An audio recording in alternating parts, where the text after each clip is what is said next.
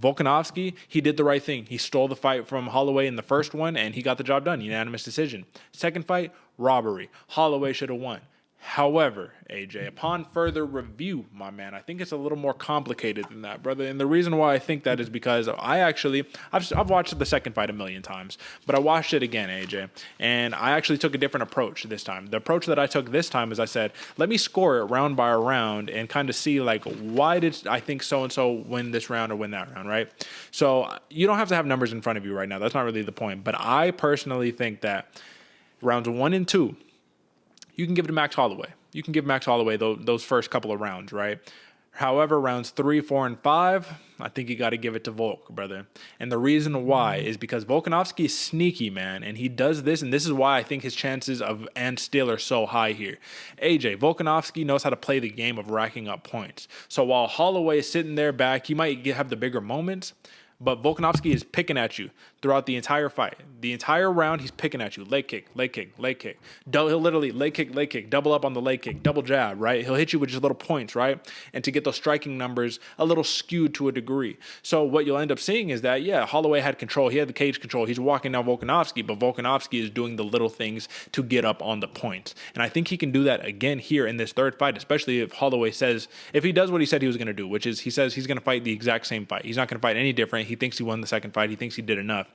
But that's the key. This is the same thing with the Mateusz Gamrot versus Arman Tsarukyan. Tsarukyan opened up, great couple rounds, and then Gamrot did just enough to edge it out. And then you have to think about this too, AJ. And I know this sucks, but this is the reality. Volkanovski is the champion.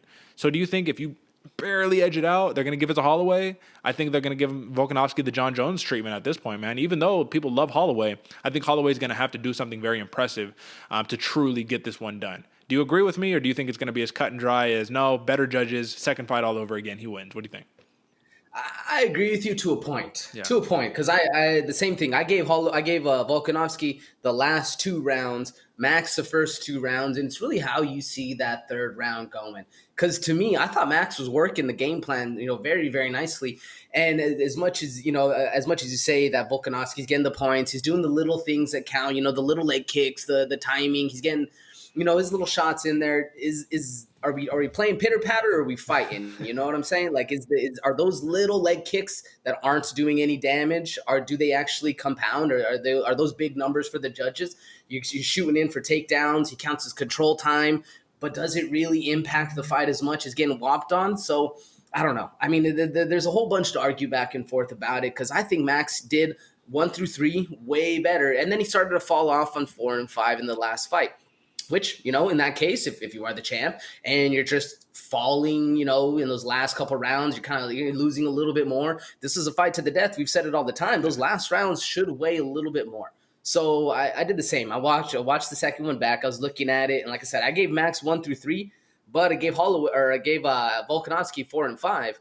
But at the same point, I still kind of weigh those rounds a little bit heavier. Like I do. Like it probably shouldn't be that way, but it does really matter in a 5-round fight, how you finish the fight. So if it's the same way, hopefully Max can get the thing going and finish it by 3, because I don't think Volkanovski, the longer the fight gets going, the better this dude gets. And his mental game is very hard to beat. This dude gets going and he gets on his tangent. He starts feeling good. Man, he's rolling in there. So it's going to be a scrap.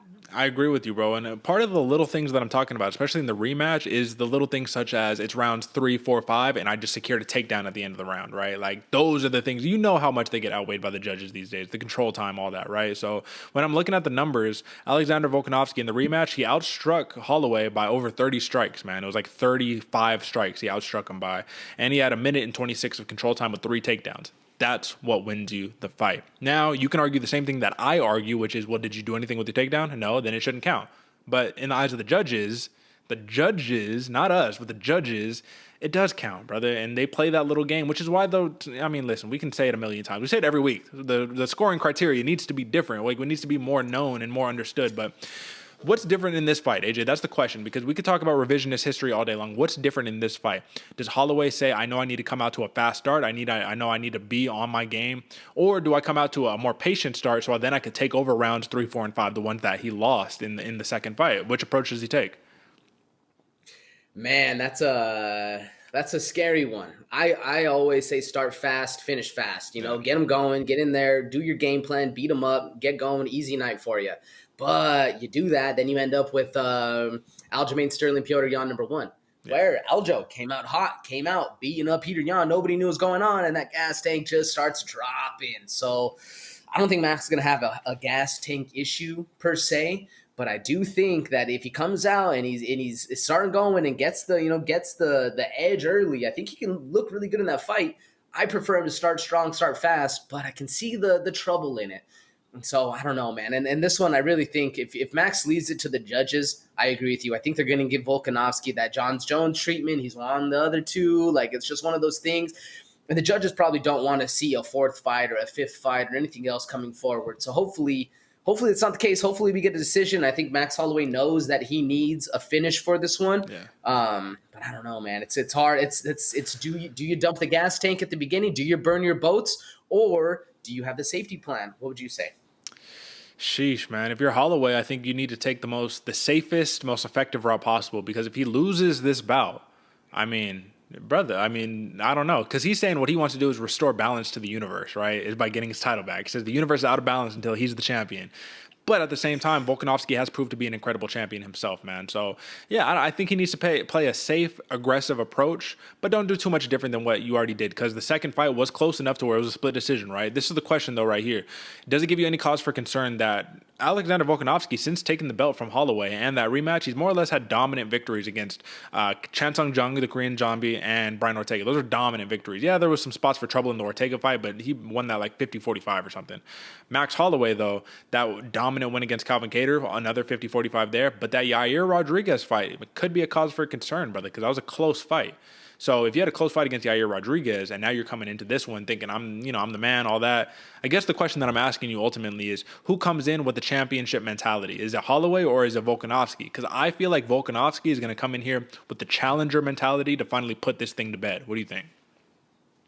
I think so. I think Max Holloway's coming in. His mindset's already set. He knows what it is, and he even said it, man. He's like, I'm the champ regardless. Champ mindset's a thing. You know what I'm saying? I don't need the belt to name me the champion. I live a championship lifestyle, and I think if he comes into this fight with this one, man, I'm expecting great things. And nonetheless, whether Volkanovski or Max Holloway wins, I think this one's going to be fight of the night, man. We're going to see some crazy fireworks, and I'm hoping for an early round finish. I'm excited to see what the props are.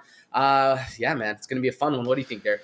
Well, so the last thing to note, I think this is going to be a banger, obviously, man. I think this is the real people's main event. This is what people are tuning into. This is the two fighters that should be on the cover of the poster. It should be Volkanovski and Holloway, not Adesanya and Cannonier personally, but that's neither here nor there.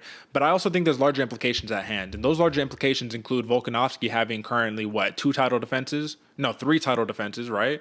And Holloway, I think he had like 4 title defenses. So if Volkanovski can get that 4th title defense, he'd more or less be on par, if not slightly above Max Holloway in the grand scheme of the featherweight GOAT picture. Now, Jose Aldo, I think he had 8 title defenses, right? So there's no competing there. Ultimately, Jose Aldo is at the top of the pinnacle. We know what time it is.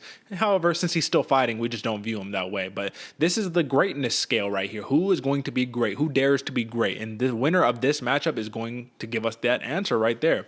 My only cause for concern is that, if Holloway loses, man, I just don't know where you go with him. He's going to be bona fide that dude who was number 1 until you were number 2, and then you're just kind of stuck there. But if Volkanovski, you're right. If Volkanovski loses, bro, I have an odd feeling the UFC is going to try to stiff him in a weird way where we do not want to see a 4th fight, because if you win the 4th fight, now we have to fight a 5th time. It's like, brother, it's just too many. You can't do that many.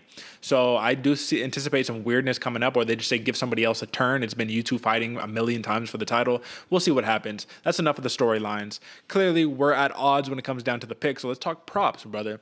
So for the prop bets, for a TKO victory, Alexander Volkanovski is at plus 350. But what's even crazier to me is Max Holloway is at plus 575. So to me, they're saying if someone can knock someone out, it's Volkanovski. But I see it the other way. Because if you remember in the second fight, Holloway, I think he had Volkanovski in trouble a couple of times, brother. So what do you make of those TKO props? Yeah, it's interesting to me because I thought Max would have the better chance of the TKO. I mean, we've seen in multiple fights, he's the one with the hands, he's the one with the feet, he has the timing, he has precision, he has all the X factors to go into it, where Alexander Volkanovski has the grit, has the determination, has that mindset. So I'm interested. I'm curious to why. There's always, I forget who it was I think it was Izzy talking about that the odds makers, like, they don't know where they get their stuff.